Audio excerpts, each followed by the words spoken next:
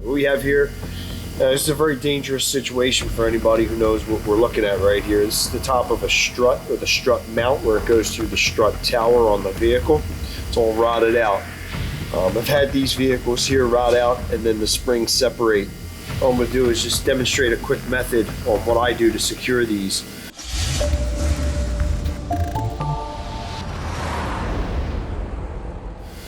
So basically what we're going to do is get the car up in the air. We're going to take the driver's side wheel off. The problem is you don't want to put this car all the way up in the air, and you really don't want to lift it up because the spring can separate from the strut, because the strut mount holds it in place. So what we did on this particular vehicle was we put the lift underneath of it, positioned the lift, and touched the body of the car but did not lift it. Simultaneously put a floor jack underneath the lower control arm, holding the pressure onto the spring. And then we raised the lift, and then we jacked up the jack, thus giving us off the ground.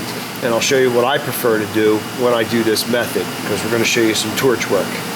So this is inside your wheel well. As you can see, I stacked two rims on each other, and I put the rotor in the open hole of the rim. So the car is up off the ground, it's on the lift. There's our spring assembly sitting right there. The reason you don't want to put this up in the air, once you undo this and put the car up in the air, this whole assembly could come apart on you, and that spring could fly and capture you.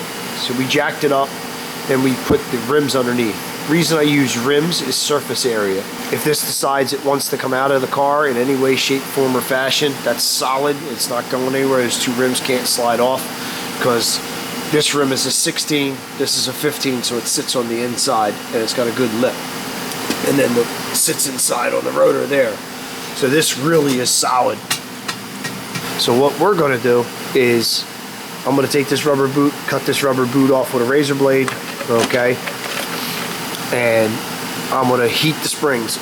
And basically what will happen is the springs will relieve tension and collapse in on themselves.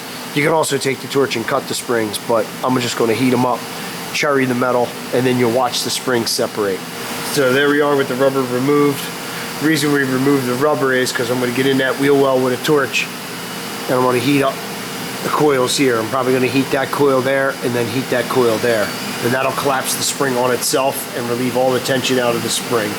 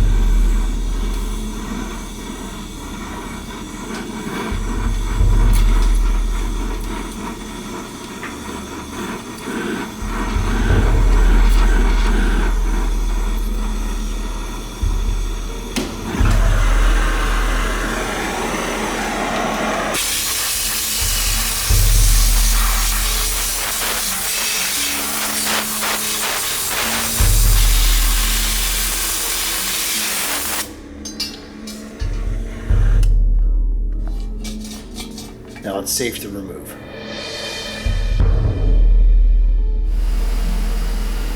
All new. There it is, all signed, sealed, and delivered up top.